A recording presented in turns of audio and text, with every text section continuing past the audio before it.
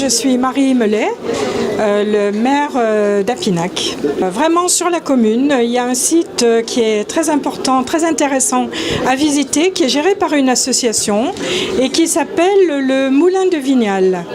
Le Moulin de Vignal est un ancien moulin.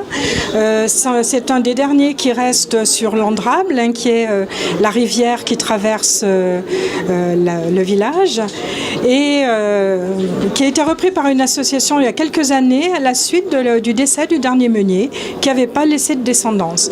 Donc il y a vraiment un intérêt patrimonial important et c'est la petite richesse d'Apinac. C'est d'ailleurs des fondamentaux du projet de cette association du Moulin de Vignal d'organiser des activités pédagogiques autour du blé, autour du pain, autour du métier de meunier. Ça amène des touristes. Je crois que le dernier bilan de l'année 2015 tournait à peu près à 6000 visiteurs. Donc c'est quand même quelque chose de très important. Alors à Pinac, les statistiques INSEE, c'est 424 habitants. Donc c'est un petit village et qui fait partie jusqu'à présent de la communauté de communes du pays de Saint-Bonnet-le-Château. Donc on est une des 18 communes du pays de Saint-Bonnet-le-Château. Et je dis jusqu'à présent, puisqu'avec la réforme territoriale, nous avons malheureusement une communauté de communes qui est scindée, non pas en deux parties égales, mais 14 d'un côté, du côté de la Calfe, et 4 communes du côté de Saint-Étienne Métropole. Alors, Apinac partirait du côté de la communauté d'Aglo-Loire-Forêt. Alors là, c'est un sujet très sensible d'abord au niveau communautaire, la communauté de communes du pays de Saint-Bonnet-le-Château, et puis ça a été très sensible et ça l'est toujours au niveau de notre propre conseil municipal. Nous sommes 11 conseillers. Sur les 11, il y en a 5 qui souhaitaient partir sur Saint-Étienne Métropole, 5 du côté de la communauté d'Aglo-Loire-Forêt et une abstention. L'abstention étant, après petite enquête, on va dire, étant favorable ni à l'un ni à l'autre, mais au moins à rester avec l'ancien chef-lieu qui est Saint-Bonnet-le-Château.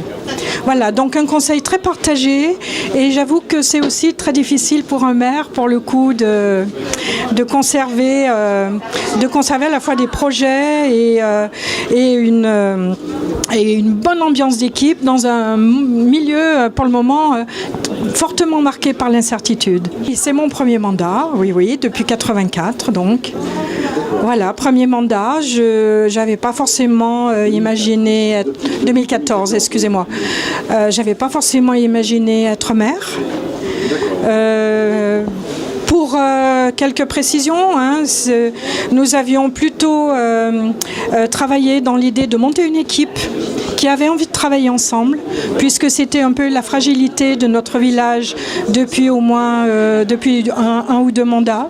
Donc on souhaitait pouvoir tenir 6 ans avec une équipe qui a envie d'avancer ensemble. Et l'équipe de démarrage avait envie de travailler ensemble, mais personne ne se bousculait pour avoir cette charge de maire.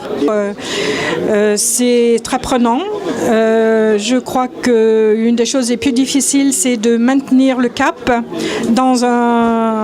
avec des incertitudes très importantes. Maintenir le cap, maintenir une cohésion d'équipe. Et de tenir sur la durée.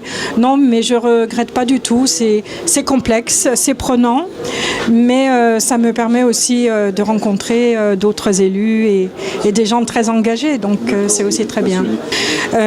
Nous sommes en attente de la signature d'un contrat avec le département, au moins pour le réaménagement de la voirie de notre centre-bourg et d'embellir ce centre-bourg qui se dégrade. Et alors que nous avons un petit bâti paysan très intéressant aussi. Donc voilà, c'est un des projets. Il y en aurait bien d'autres. On avait un projet intéressant au niveau d'un bâtiment qui est la maison communale et qui devient la maison des associations. Mais là, compte tenu des finances locales, il va falloir faire des choix et rien n'est encore arrêté.